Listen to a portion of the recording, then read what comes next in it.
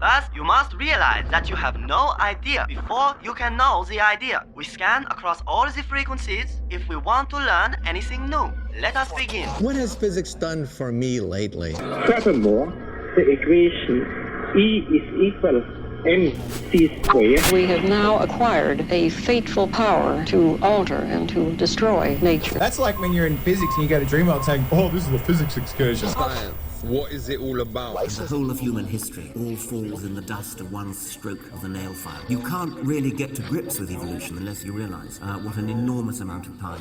Our own planet is only a tiny part of the vast cosmic tapestry, a starry fabric of worlds yet untold.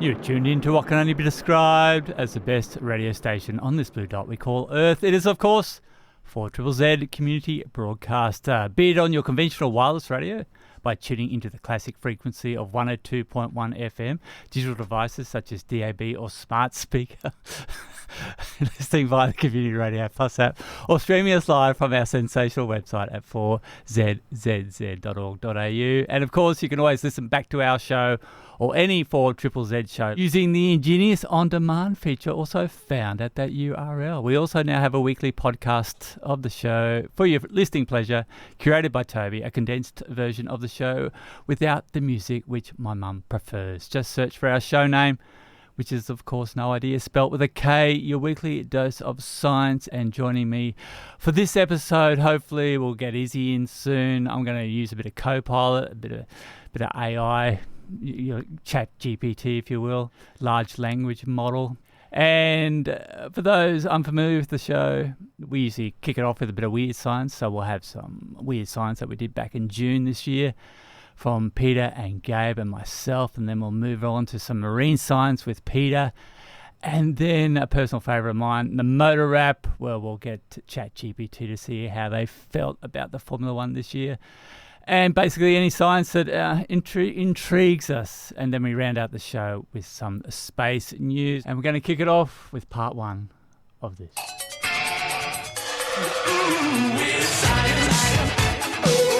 What do you got for us, Peter? I'm excited about this one. What do you guys know about SETI? SETI. S-E-T-I. S-E-T-I. The search for extraterrestrial intelligence. Yeah, by sounds. Yes, it is. Yeah. What? Is it by sounds, though? By sound? By many things. Explain, Max. What do you mean by sound? Do you think Break that S is for down sound? S is for sound. The sound. Sound exploration. SETI. Okay. I learned about SETI because as a kid I was really obsessed with the film Contact. Yes, with Jodie Jodie Foster. That girl, and yeah. she's like listening to the radio. And there's this weird like blonde guy. Keeps It had a disappointing end though, that film, didn't it? Really? Yeah, no, I agree. Actually. Yeah. The end was a bit like, oh. Yeah, Wow. Yeah. Still really cool though. Yeah. Love the idea. But essentially, if you haven't heard of SETI, it's a major research group trying to find aliens and communicate with them. In their own words, for 40 years, the SETI Institute has been a leader in the search for life and intelligence beyond Earth. How have they gone with that so far? Well, one of the things they're doing currently is they're trying to talk to whales. That's Start here, move outwards. Yeah. I mean, it's funny, but it's fair. It makes sense. If the goal is to one day communicate with life from another planet, we should probably start by trying to communicate with more than the locals. Species. Yeah, that's right. Yeah, exactly. They're like, we need to be able to talk to intelligent life that comes to our planet.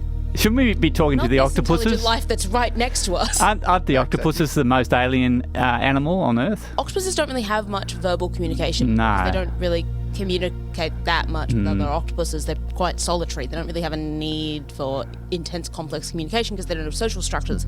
But you know what does have complex social structures? Yes, whales. And very complex vocal structures? He said it, it's whales. Yeah. Oh, that's great. Thank you, And Max. dolphins. And dolphins. Do you want to give me an impression of either of the two? No, not particularly. Okay, well, just to remind you, we have actually talked about SETI's interactions with whales before on this show. because they had a previous project. I can't remember how exactly they were doing it, but they were trying to use, I believe it was AI machine learning to break down segments of repeated fragments of their language to be able to sort of decode what they were saying.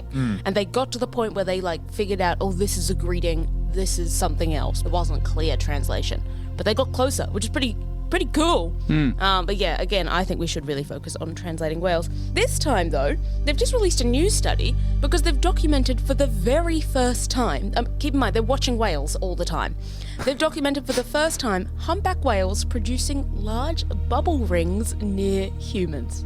And they think it could be important. Bubble rings. Bubble rings, okay. As in the feeding bubble rings? No, see, this is the critical difference. It's not the feeding bubble rings. We've talked about those before as well. It's like smoke signals. No. No, it isn't. I mean, no, it isn't. Don't know enough about smoke signals, but I know it's not. So essentially the feeding bubble rings are when the whales go in circles and they blow bubbles out of their nose, essentially. And then the fish go like, oh my God, what is this? Terrified, like it's a wall, oh my God, I can't get through that. So they essentially corral all the fish and there's krill into one area and then they can swallow them up really easily. Bubble rings have been seen in humpback whales. We did a story on them doing it on the eastern coast of Australia recently because it was one of the first times they'd seen it in our area. They've been doing it in the northern hemisphere for ages. So that is a behaviour that is really interesting that they do, but it's not communication. This is a bubble ring, like, you know how you see in cartoons where cartoons are like smoking a cigar and then there's like a perfect ring? That is literally that. When they're in the picture, it looks like a giant ring coming out of the water. Like, not a ring of little bubbles, one bubble ring. Huge. And so the research team analysed 12 episodes of bubble ring production involving 39 rings made by 11 individual humpback whales.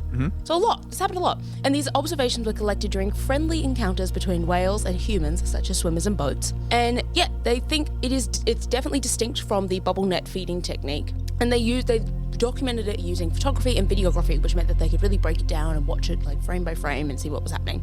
And this is what's crazy, is that they noted that the whales often approached the humans voluntarily and produced the bubble rings in their direction, suggesting a potential attempt at interaction or communication. They think, essentially, as much as they're trying to communicate with whales, they think whales might have already been trying to communicate with us. Sort of in the way that in my head, what they're doing is they're like, almost like what we do with puppies. We're like, look at this, woohoo, isn't that fun? Look at these bubbles. Whales are like, oh, cute, a whole boat full of humans. Look what I can do. Yeah. And then the humans go, whee! And they're like, oh wow, let's do it again. That's what it feels like to me. It's not like complex communication, but they do think it is human-whale interaction. They think that the behaviour demonstrates curiosity and social complexity, traits that are valuable in the search for extraterrestrial intelligence. That's a huge assumption there that aliens are also curious and so socially complex. You know, they might be. And then, yeah, they do the regular thing of having 3 to 4 paragraphs of explanation of why this helps them find aliens, which I don't really care about. I just want to talk to whales. I care way more about the whales. Whales bubble ringing. Yeah, you can see the videos online. It's really cool. If aliens communicate in bubble rings, we are one step closer to communicating with them. If they don't, I don't feel like this is really step. I don't know where we're heading. Extraterrestrial communication. Yeah. They say that it's helping them figure out non-acoustic communication because currently they're focusing on acoustic communication. Sounds max. And so now they're like, well, why aren't we looking at non-sound communication? Yeah. Which is a bubble ring. Sure. Brilliant. Good for them. You don't know if aliens can bubble ring. I don't. If they come here and they bubble ring aggressively at us, then we'll know what's happening. We'll be ready. Thanks for that. Peter, that was from June this year on this No Idea Rewind show. You're on Art Card on 4ZZZ 102.1 No, FM. you're not. It's our take. Did I? Yes. Drew, I'm so sorry. Art attack. No, it's Artache. Oh, man. SMS on 0420 626 733 if anyone's got any idea what the name of this show is. And I just played that bit of a sting because that was when DJ Oz, Owen and me were doing the Friday show, the art show. Art Attack. Yeah, it's Not Art Cart. It's gone from Art Cart to Art 8 to Art Attack. Yeah. Art Cart was like one of my first favorite Zed shows. That was with our beloved Liz and Hacklock, who's an artist I followed for a long time. But wow, that's a throwback. That also sounds like an amazing show, Max. You're tuning to 4ZZZ, and the show is No Idea, not Art 8. And we're just giving a shout out. I got a text in from Owen. He said, hey, if you get the chance, could you please give a plug for Randomise, which is on midnight tonight. So it's going to be technically the first show on 4ZZZ for 2026. Nice. And they're doing a live cross to the cave-in for the midnight countdown and taking the Groovers party requests for 2026. Bring it on. What a great way to start 2026, mate. Thanks, Izzy, for coming in. No, of course. I'm so sorry I've been off for so long. The retail world was basically eating itself. So I'm happy to be back in the Zed studios. I feel like I've been missing it. True. Once I stop coming in on my Wednesdays, the week just kind of blurs altogether. So it's just been kind of till now. So I'm happy to be back in here, Max. What have I missed? Well, not much, really. You probably heard all these weird sciences. This is another one. This is from Gabe, coming up soon. And it was from June this year. Let's play the sting for part 2 of this.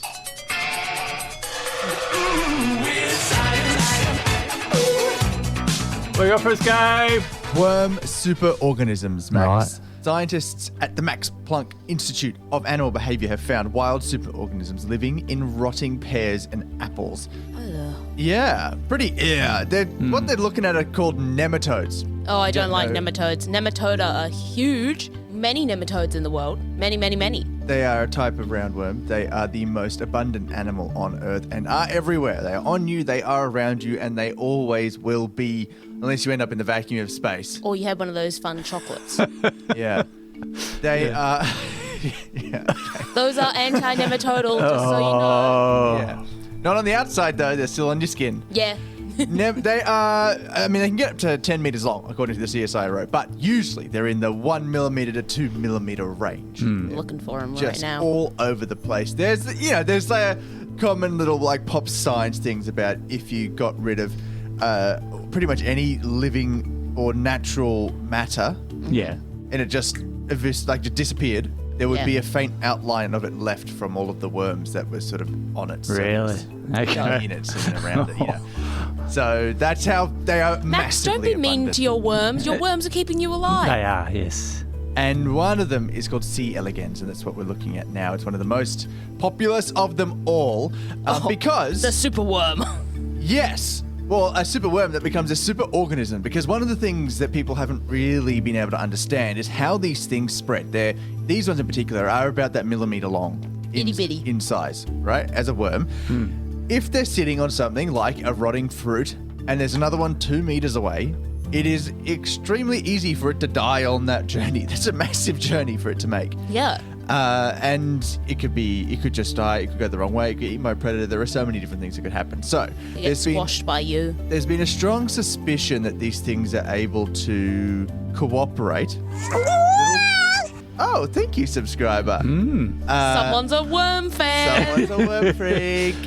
So there's been a strong suspicion that, these things are able to cooperate in a way that lets them hitch a ride on other animals to new food sources. Yeah. And breeding grounds and everything that comes with that. Like lots of different microorganisms do this. Yeah. So in particular, they think they jump onto flies and the flies take them to another spot. But they haven't ever seen this in the wild. Imagine a fruit fly. They're quite small too. Like honestly having someone riding horseback. Flies Genuinely, hitch a ride on a fruit fly or something. So one of the technical assistants who was involved in this had to spend months walking around orchids nearby the uni. Orchids are nice. That's quite pretty. And but had to carry around a digital microscope. Yeah. Staring at rotting fruit through the microscope and recording the natural behaviours of worms and their towers, so these tiny little nematodes. And then they brought some back to the lab and did lab studies too. What they found is that the towers of these nematode worms worked together to try and these worms worked together, forming towers to try and find a path or a fly to latch onto to escape and find new resources, new pears, new rotting pears and fruits. Don't we all? Yeah, so they form these towers often in the absence of any physical support, they will swarm together. Like those ants that make boats together? Like rafting fire ants, yeah, exactly. That's one of the examples they use of a similar superorganism. Look at me go. And a slime mold is another one. So they work together and they form these towers of themselves. They get about 5 millimeters high without support. If there's some sort of support, they got up to 11 millimeters high. So about 10 times their own body length. So Fair there's enough. a lot of them swarming together in this tower. They didn't give a specific the one in the count, middle. but it looks like a few dozen. We'll get to the one in the middle. And yeah, they're able, as they're there, they're able to move in unison and they sort of flop around. It looks like one worm. Sort of moving around, trying to find. You know when you see a leech trying to find something to latch onto? Yeah. It looks like that, but it is a multitude superorganism of lots of different worms working together and doing a similar sort of thing. And they think they communicate? Well, maybe. What they did find is that when they put some sort of physical, like they had a little pick and they put it on top of the tower as the tower was reaching around trying to find something to latch onto, and they would sort of move towards it in unison and latch onto it, and they respond to that physical touch in unison, I guess. Right. Maybe, yeah, is the way There's to not say like it. one down the bottom being like, I don't love the look. Yeah. It's not a bit of a ratatouille. Move left, move left. Bottom. Yeah, a bit further, exactly. a bit higher. Yeah. Yeah. So they also found, which is what surprised them, is that when they did detach from a surface because they put something in there or a fly walked across, most of them would be able to detach in one blob as well and hitch a ride on that fly to the next location. It wasn't just like the top one gets to leave. They all got to leave. Yeah. And so, yeah, then they So they form a superworm, and then the entire superworm moves to the new thing. Pretty much, yeah. And what they looked at the species that were happening within these towers, because obviously there's a huge diversity of species within nematodes. They only found evidence of towers of the same species. Oh, no interspecies towers? No competition going on. Yeah. It was only the same. It would be so much more helpful if they could find a bigger species and hitch on them. It would. But it wasn't happening. So there's clearly some sort of competition going on there where they are. It seems like they're able to exclude screw others. you. Yeah. The world of nematodes is so diverse. I'm sure there are examples of shared species, but they didn't see any. Yeah. And then they brought some back to the lab. And then they were doing what you were talking about and looking at, well, who ends up at the bottom getting crushed. Because I'm sure crush physics still works on worms. And they found no difference in the life stage or the sexual fecundity or anything they were looking at to look at, the health and the sexual fitness of the different worms. No difference at the top of the bottom. The one right in the middle is like, I'm doing so well right now. Yeah. I'm very protected. Just random. They did note that because they can clone themselves, these things, they were only looking at clones of the same genes in the lab. But they were doing it in a lab. They weren't checking the ones in the wild. So they didn't have... another one. So many worm fans. We need to talk about worms more often. More worm segments coming up. They make me itchy. Yeah. So they found a difference. They said if they had different genetic combinations, maybe they'd see different sorting. But because it was all one genetic, they're all trying to pass on the same genes, so that may feed into them working together. Work even more. together to pass on those genes. Exactly right. Now, to the communication thing, the short answer is they don't know. If we don't know how whales communicate, I'm assuming we haven't translated worm speech either. Yeah, they said it could be, it is just individuals clambering on top of each other, and it just sort of looks like they're moving in unison. The researchers hinted at that being pretty unlikely. The way it was moving as one congruous whole, the way it detaches as one unit, it would be difficult for points them not to have having some level of collaboration and communication going on. They have no idea how that happens. Like schooling, like fish schooling. Potentially, but they didn't point to any of those examples. No, I know, of because they're fire being good ants scientists and I'm fish. being a bad they scientist. Think it's different. But they do seem to work together in some way. So that's what I got, Max. Yeah, Superorganisms of worms. And that sort of reminds me of the bat story where the researcher was saying how elegant the bats fly around, without able to see. And then they did some slow motion footage of them and then just bumping into each other all the time. Just running into so bugs. good. Damn. Thanks for that, Gabe. We've got a text in. If you want to text in on 0420626733. Izzy? We got a text from Michelle saying, all I can see in my head is a tower of worms in a trench coat, hat and sunglasses. A bit like the Invisible Man. Yes, or I always love kids in the movies trying to buy an R18 movie ticket. Yeah, so new hot fashion trend, but yeah.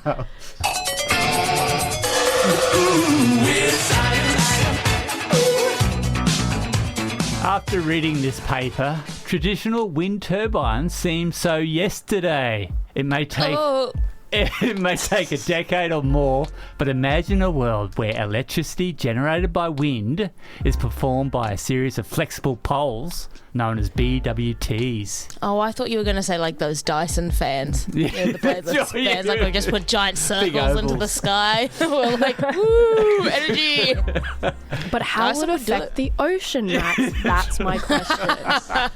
And is it related to the BWT motorsports team? That's right, exactly. And why do they call it BWT when it stands for bladeless wind turbines, where it could have been bladed wind turbines? You might be just talking about the same thing. Anyway, engineers from University... Another acronym failed. Yeah. They're from the University of Glasgow. That's where you're from, Issy. No. QS ranking. No. Wrong again, but okay. QS ranking. It's less than 100. 150. Oh, 100. never mind. 50. 99. It's 42. 78. Issy gets it. Yeah, I do. They've used computer simulations. Because it's your homeland. No.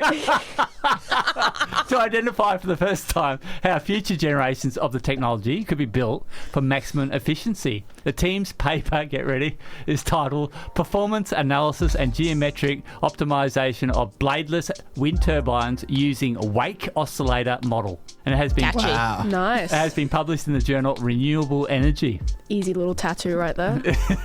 Unlike conventional wind turbines, which convert the kinetic energy of blades propelled by moving air into electricity, BWTs generate power through a process called vortex-induced vibration, or VIV. BWTs... I'm all right with that.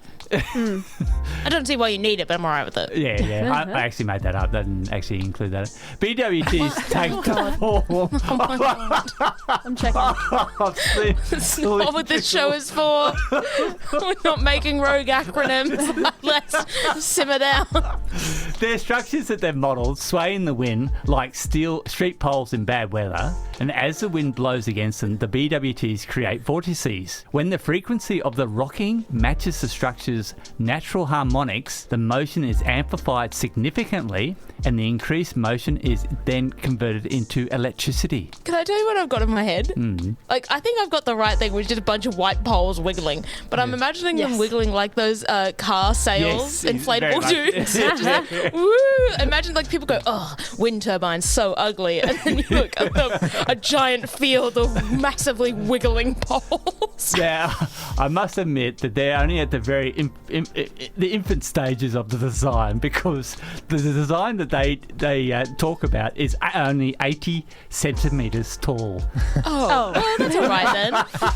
And it has go into a little field. And it has a diameter of 65 centimetres. So it's fairly square. Wait, sorry, what? I know, 65 centimetres I've seen these. diameter, 80 centimetres high. But they reckon it will deliver a maximum of 400 watts of power, significantly better than real-world prototypes built to date, which can only deliver a maximum of 100 watts. So a 4 times increase, yeah. Their model also demonstrated the limits of other BWT designs. In their paper, they demonstrate how different designs of BWTs could, in theory, generate up to 600 watts, but at the cost of structural integrity in real-world conditions, and they would quickly fail. The teams say that their methodology could prove the foundation for scaling up BWTs to utility-grade systems generating 1 kilowatt and beyond, making them much more practical for use by renewable energy providers. And one of the paper's authors, Dr. Rick Malik, remarks, we have identified the ideal midpoint between the design variables to maximise the ability of BWTs to generate power while maintaining their structural strength. I'd put one in my backyard and then put like a little funny costume on it. Googly eyes. I have seen this design before in a very viral Instagram video that's made reference to someone's bedroom drawer. So the design might lead some... It's flared. Along the same line, Izzy, I was curious, Max, is there a balding billionaire who's behind this development by some stage? I was going to say, there's no woman on the team. Phallic shape to this. Unfortunately, I don't don't think we'll see these guys wiggling around anytime soon. And we got Mike texted in. Mike says, loving the acronym chat, smiley face. How good was that? That was from June this year. It's so good. You tuned to 4ZZZ, and the show is No Idea with me, Max. We've got Issy, and we've got our friendly neighbourhood marine scientist, Peta. Do you know what tuna is? Fish. It's fish! Thank God someone's working on this. I don't know what I'd do without it. Fish are friends, not food. Great start. Gabe, what does a cat say? Yeah. Max, what does a chicken say? Cluck, cluck. And Issy, what does a shark say?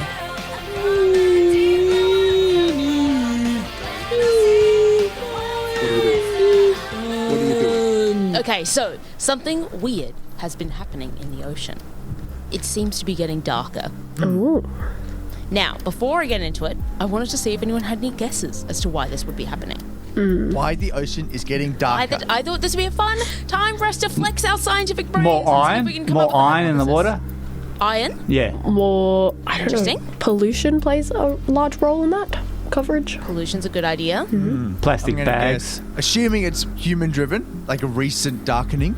It's within the last 20 years. Yeah, So I okay. think that's a fair assumption, So- if I'm being honest. I like pollution, Izzy. I think pollution and then potentially human activities causing stuff to get darker, like trawling and anything else that's disturbing the seabed. And whale urine. Seabed. Dredging, What? all that sort of stuff. And whale urine, as Max said. The rebound of the whale population means Yeah. Too many whales. I don't think they do pee. It's like, no, they have, it's like a mid thing. It's not like specifically urine. It's like a, doesn't matter. Anyway. Yeah. Max is just We throwing don't us need to off. talk about whale secretions. We're talking about the ocean getting darker. So this comes to us from the University of Plymouth. QS ranking, Oh, please. don't Oh, do this. God. 380. No, I think No. that'd be a bit. 121. 200. 661 to 670. And these guys were interested in the photic zone. So the photic zone is essentially the area in the ocean that receives enough light from the sun for photosynthesis. Does that make sense? Everyone got that?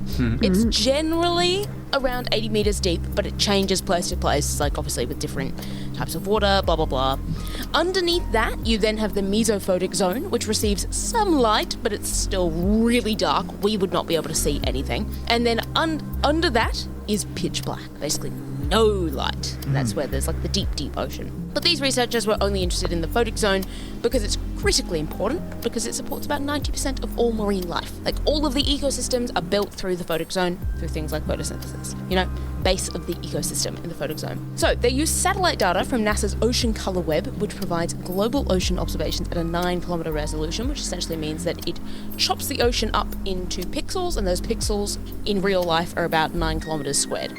Right? So that's actually a pretty high resolution data for the ocean.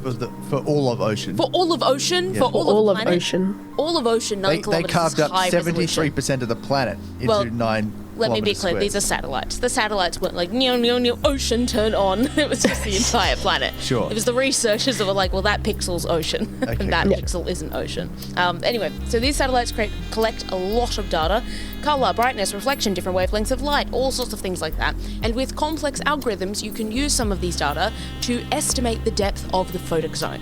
It is a very complex algorithm, and we're not getting into it. It's just, trust us, you can figure out how deep the photic zone is from these satellite data.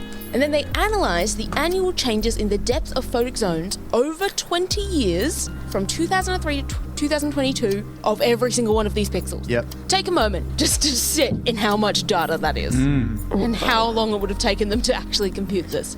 And then they used some more numerical models to assess variations across different ocean regions, and they found something crazy.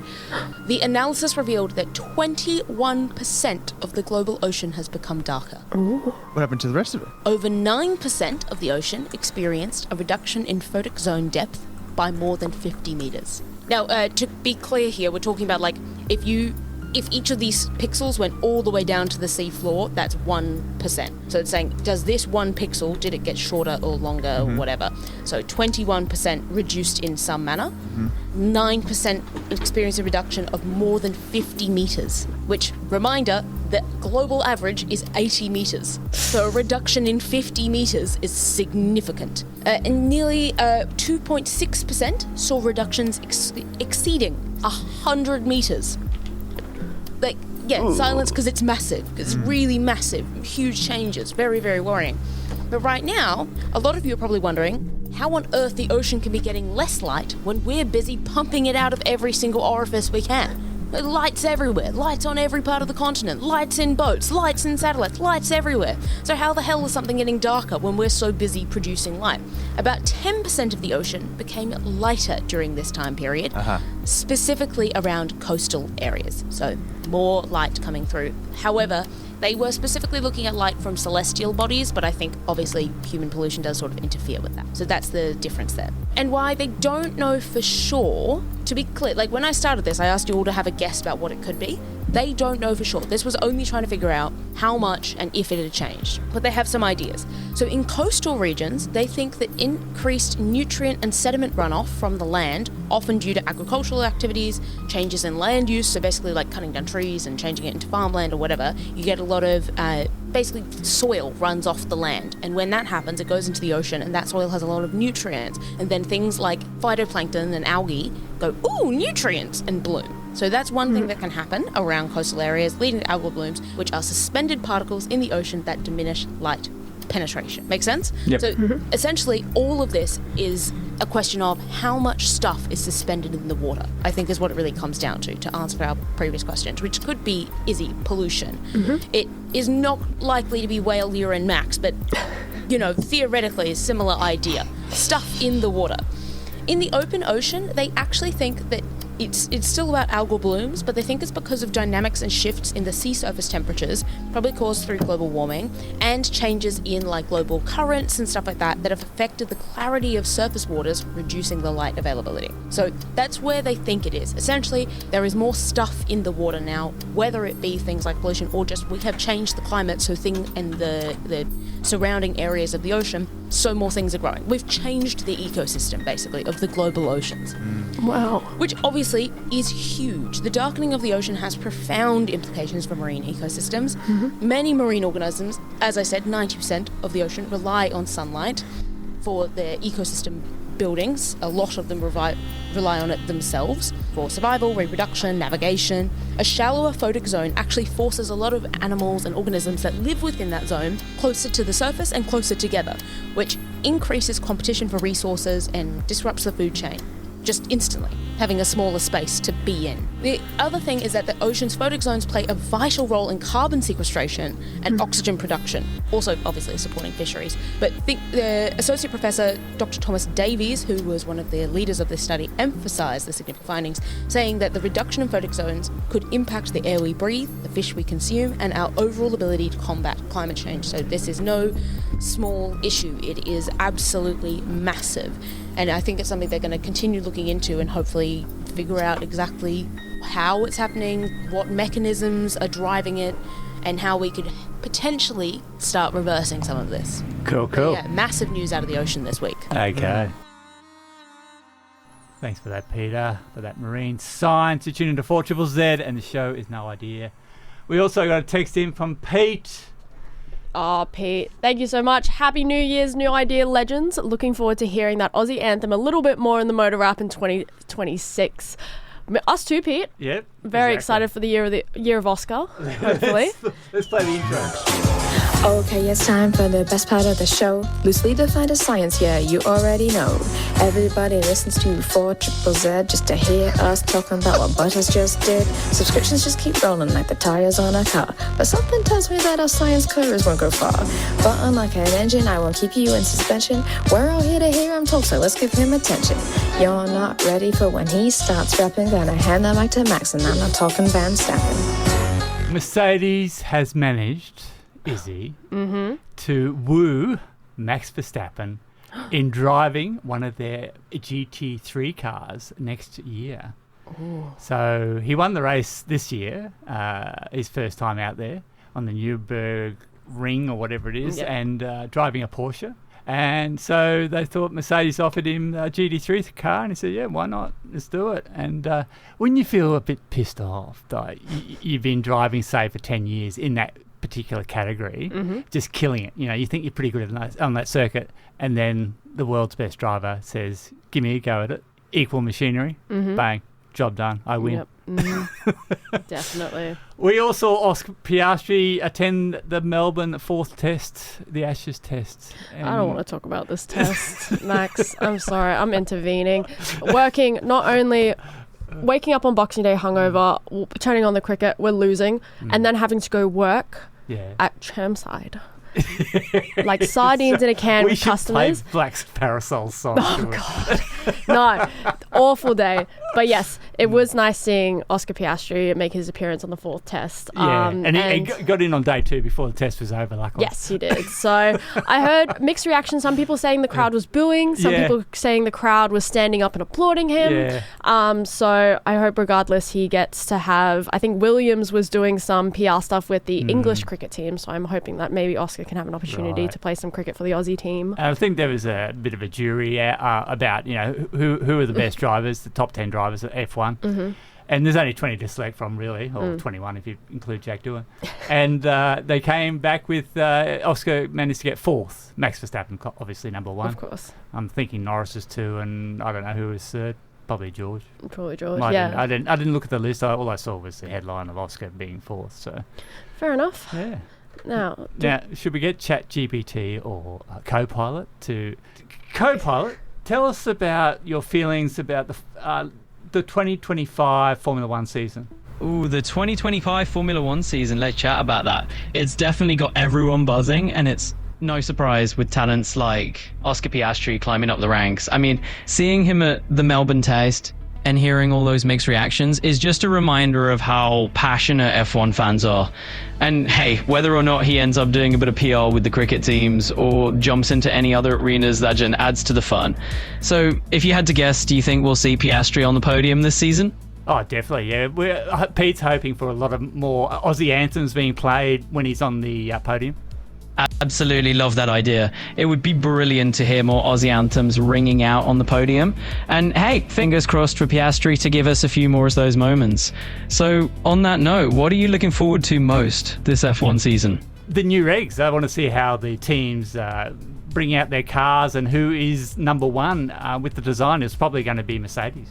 Yeah, that's going to be fascinating, isn't it? With all the new regulations, there's always this extra bit of drama around which team is going to nail the design.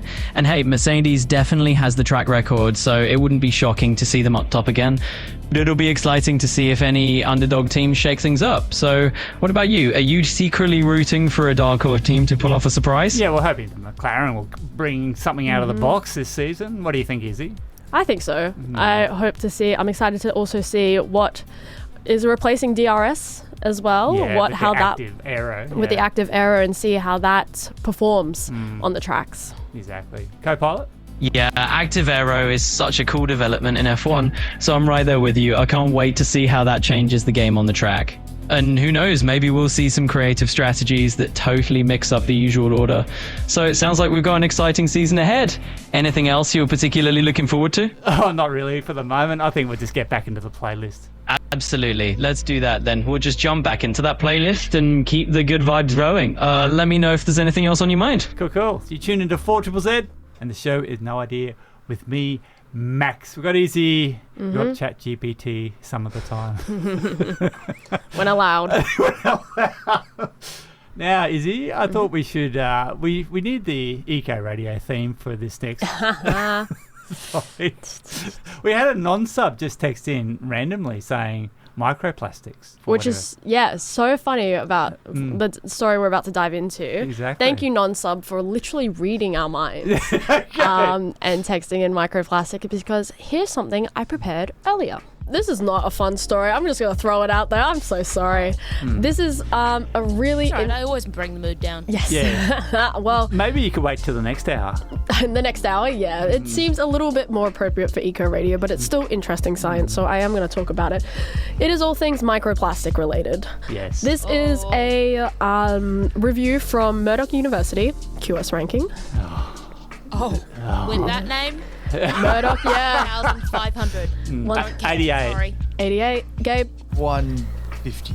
Oh, it's 436. good. So still a digit, Yeah. but not a range. Yeah. They have done a major review into, it's titled Microplastics and Nanoplastics, Fate, Transport and Governance from Agriculture Soil to Food Webs and Humans.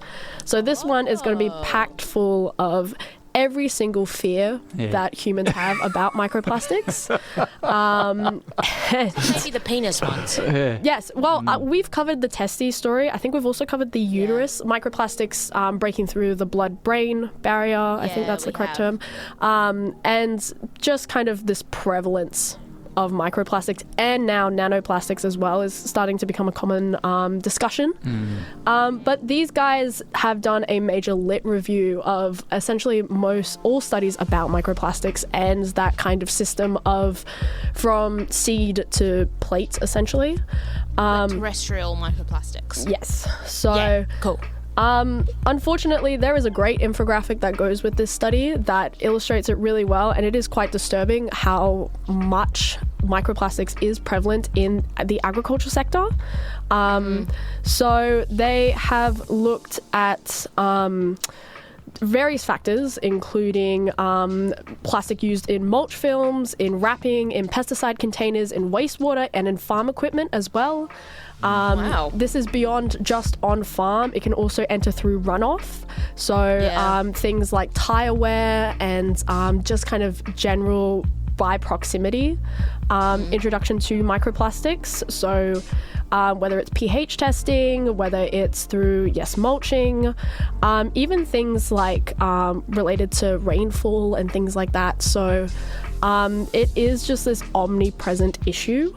Looking a little further, they've discussed things like biosolids as well, so sewage waste that may be prevalent. So 2/3 of Australia's biosolids, or 349,000 tonnes of dry solids, are used in products for soil replenishment, conditioning, or fertilization. So that's things like that's actually a cool dung story. waste. I know that. Yeah, good for us. Things Good like use that. of it. Yeah. So whilst it is, they've also targeted things like organic fertilizers, which are seen as a much more environmentally sustainable option, but can still present issues, especially in regards to introducing microplastics regardless into soil systems. So let me find the specific section. Additionally, things like landfill waste, seepage, illegal dumping can also contribute to microplastics in agriculture, and wear and tear of plastic pipes, tools, and tires. So it is quite a depressing story, I'll be honest. It kind of delves into a variety of different factors, but I love the call to action towards the end of this study, which focuses that they are the base of the plastic waste iceberg. There is more evidence needed for it, especially on human health. But it is unfortunately one of those situations where the science is far, far, far ahead than the legislation on it. And some call to actions have been looking at the serious gap in policy to tackle it. I know the EU has been kind of spearheading that with reducing BPA usage in a lot of manufacturing, but unfortunately it is just an issue that is not being made too far aware. We as media, you get the occasional headlines like the testy stories made headlines on social media and things like that, but it's just it's a double-edged, like it's a story that doesn't get too much recognition. More evidence is required on the fate and the impact, but we can probably start with things like our farms. They are looking at potentially changing mulching methods to reduce it and reduce additives in the soil. Additionally, looking at managing sewage sludge or organic fertilizers that can stop this kind of cycle of plastics back into the soil. So there are some ideas here. but it is something to be made aware of. Additionally, there'll be more studies about this as it comes out before there is a policy or legislation made towards it. So be aware but not alarmed, I would say. It is super easy to fall into those types of traps where microplastics are everywhere, but you just have to do the best that you can with your with what you have, essentially. So that's my story. Beautiful. It's a little depressing. It's not beautiful, Max. It's pretty ugly, but look, just do the best that you can, and I think that's the general message. I thought it was eloquent. I shouldn't have said beautiful. I was picking up what you were putting down. So that was from June this year. Mm-hmm. You tuned to 4ZZZ. The show's No Idea, your weekly dose of science with me, Max, Issy, sometimes a bit of Chat GPT, and we're going to hear a rewind from Gabe from June this year, where he's talking about the dinosaur diets that have been preserved in the dinosaur fossils that they pulled out in Winton. Enjoy. I've got for you, Max, fossilized dino diets. This has just come out. Yeah. It's fantastic. Are we talking about coprolites? No, even better. Oh. We're talking What's better than about fossilized poo? hololites. Oh, okay. She's interested again. Now, diet. Okay, so the diet of any organism tells us a lot about its biology, how it existed, but also how its role in an ecosystem and how it shaped that ecosystem, plays into that ecosystem. For something that is fossilized, figuring out diet is extremely difficult because You don't say. it doesn't last, right? Food doesn't stick currently around. eating something? We can't watch them eat stuff. It's really difficult to know. So we infer a lot of dinosaur diets and any fossilized animals there is diets. that cool fossil of a fish that died as soon as it ate another fish, and they found a fish in its stomach, and they were like, originally they thought, it's a pregnant fish, but then they were like, wait, fish aren't pregnant, and they realized that it had just eaten another fish, and then it immediately got fossilized. Really cool. So, very cool. In dinosaurs, they use I want to talk about fish. Teeth. They use teeth, tooth wear, the jaws, the physical structure to get an idea. If you look at something like a sauropod, okay, these existed across the Jurassic and the Cretaceous period. So Jurassic started 200 million years ago, Cretaceous ended 66 million years ago. Across a lot of that time, sauropods massive dinosaurs were across different parts of the world. Do they look like a dinosaur I know? Yeah. Well, I'll get there. You know the sauropods. In Australia, they were 95 to 100-ish million years ago was when they were dominating what became the Australian continent. And so these are, you do know what these looks like. These are they are the big dinosaurs that you know of. From Jurassic Park. Legs, big long neck, big like a long brontosaurus. tail. Eating the leaves of the trees and so forth. Exactly right. Yeah. Eating stuff up high. Some of them were the largest known terrestrial animals ever known to exist on Earth. And in Australia, there was a fossil of one. Another subscriber. Maybe they're just Gabe fans. Yeah, we're spotting a theme. Yeah. So there was a specimen called Elliot. I don't know if you remember this one, but it was quite famous. It got the name Elliot. Elliot's a great name. Elliot is a fantastic name. IW Elliot. Yeah, and it is. Tell me this dinosaur's Jackie. Wouldn't that be brilliant? Yep. Sorry. Elliot was named after Dave Elliot, who was a grazier whose, I believe the specimen was found on his property. Oh, nice. That's cool. That's cool. And so this dinosaur is the largest known animal ever to exist on land in Australia. It was up to 21 metres long. 16 to 21 metres is the massive range they give this thing. But it's huge and 3.5 metres high at the hip. And then it would get higher with its head as it goes up. Right. And so these sauropods were, because they were so big, huge ecosystem engineers, right? Yep. Just the physical presence of these things would have changed their ecosystem around them. In that time period, around that 100 million years-ish ago, the concept was very different. There was a lot of big forests. It was really well built to support a herbivore that was, 16 to 21 meters long. But we don't have a solid idea of the diet. We only have sort of these guesses at what they were going to be eating. What they've found now, in the summer of 2017, and takes a while to process these fossils because it's a lot of effort and it's a lot of volunteer hours and it's really hard to do. But the staff and volunteers at the Australian Age of Dinosaurs Museum of Natural History were excavating a pretty complete sub-adult skeleton of one of the sauropods from that mid-Cretaceous period, so about 101 to 97 million years ago. And it was found in the Winton Formation, so a hotspot for Queensland's dinosaurs fossils. And during the process, they noticed something unusual. Now, Peter, we were talking about your fish. The reason I didn't get into it then is because I'm getting into it now. What they found in this dinosaur was a fractured rock layer that appeared to contain the sauropod's collolyte, that word that we used before, which is the preserved gut contents. They found the fossilized preserved gut contents of this sauropod. It is the first of its kind for any sauropod, certainly for the ones that they are studying. And it consisted of a lot of well-preserved plant fossils. In other words... So they confirmed herbivore. Yeah. But they... this is like a look into the diet of dinosaurs that is so rare to find. They found conifers, angiosperms. So conifers are a big group of plants which includes... pine trees, yeah. Angiosperms are all the flowering plants, and then there's seed fern fruiting bodies preserved within, and they found chemical biomarkers consistent with both angiosperms and gymnosperms, which are those two, the flowering plants which would have arrived after sauropods arrived, and the gymnosperms, which includes the pine trees and cycads and all sorts of other non-flowering plants. They form the woody seeds, which shows evidence of a couple things. So, for a start, they found that the stuff in the stomach was severed, probably from biting, but not chewed. Oh. Which supports this idea of bulk feeding. So they're just chomping down stuff and swallowing it and letting their gut do the rest of the processing. Cows. Bit like a cow. Cows don't really chew that much. Yeah. Sometimes they do, but not often. Because how many stomachs do a dinosaur have? I couldn't tell you. Hard to tell without soft tissue. I think it's just the one, but I will double check that for you. Yeah. But so they rely on the fermentation and gut microbiome to deal with the processing after they chomp it down and swallow it.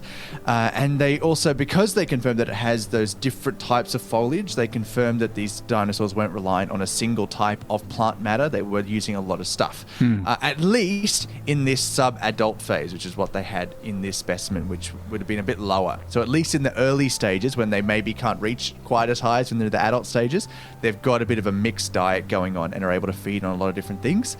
And it is, it's only a single data point of one younger animal having a couple of feeds, and then that is what we've got fossilized. But it's one more data point than we'd ever had before. Yeah. Sauropods have one large stomach. There you go. Confirmed. To our current knowledge. Right. And so, it confirms this idea that these massive animals must have had a big impact on the ecosystems around them. We're shaping not just certain types of ecosystems with certain types of plant matter available, but we're sampling lots of different plant matter.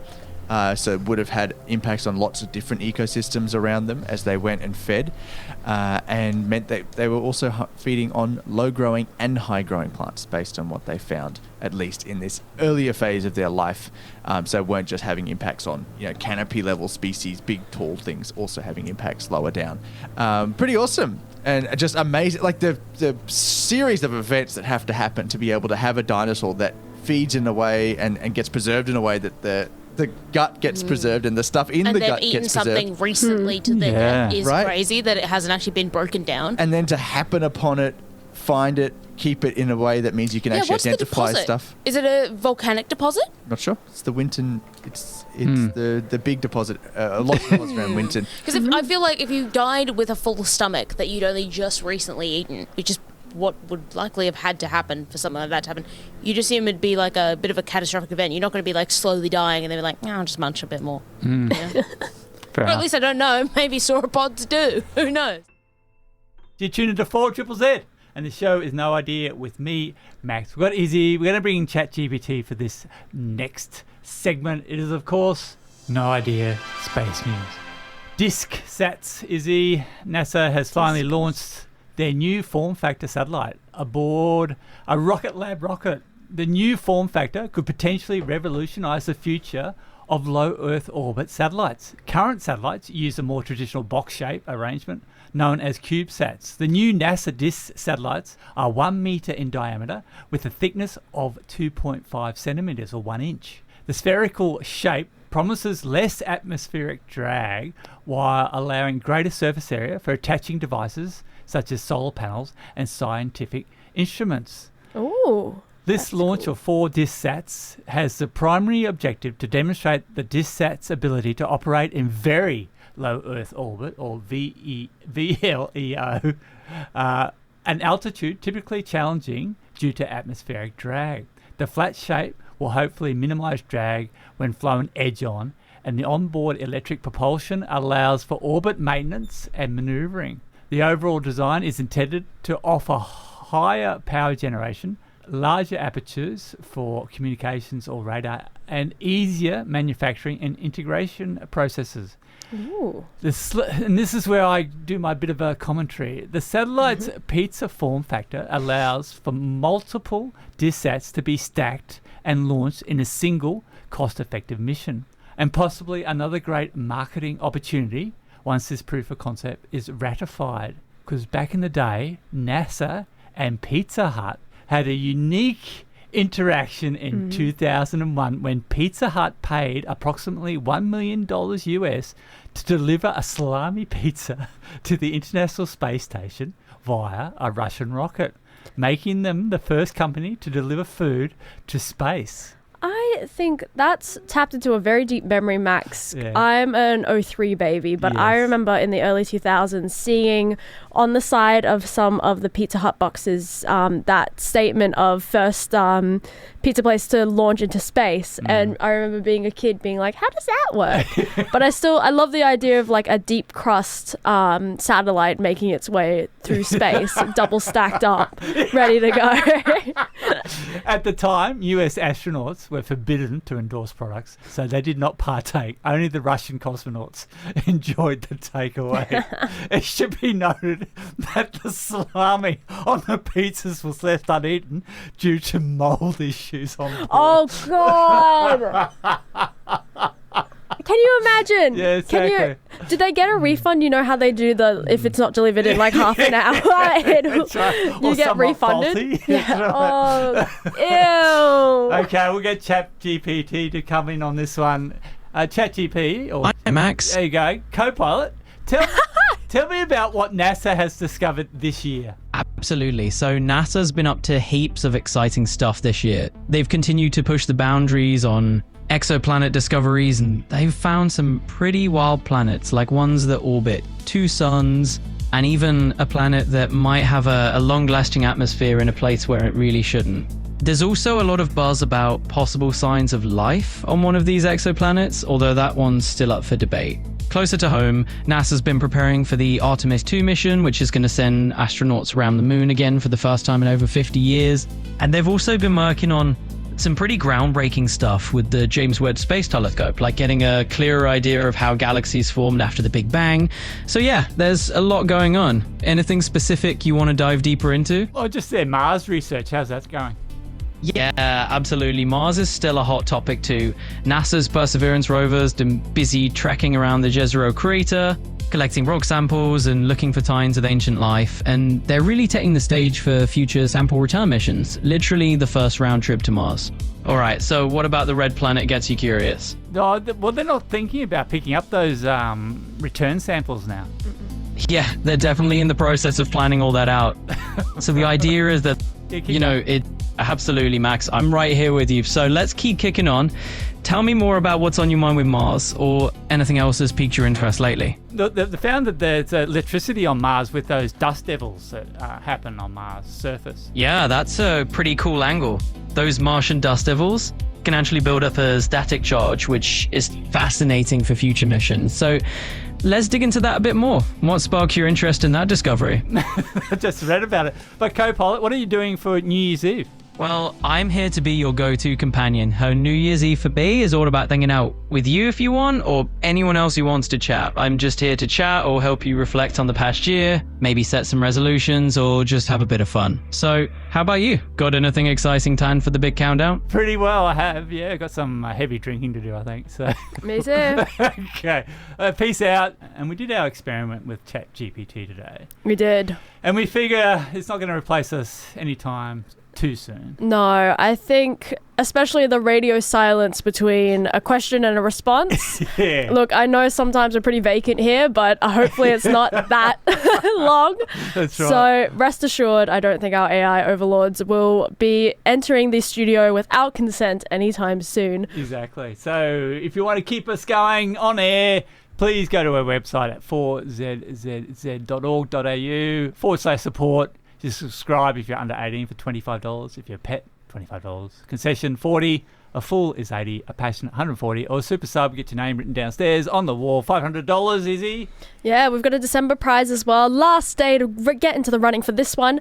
It is with the End Bar in West End, where they're giving a very generous sub prize of $250 to use at your pleasure for good times, great drinks. They've also got their own house natural wine store as well. So whether it's a resolution in the new year to start supporting local artists or local radio, or whether you just want to join in on the good vibes right before 2026, come and subscribe, 4zzz.org.au/support. That's a wrap for No Idea for this year, 2025. It is. Isn't it weird? 2026. And we'll speak to you in the new year. Okay, enjoy. See ya. I'm a goddamn marvel of modern science.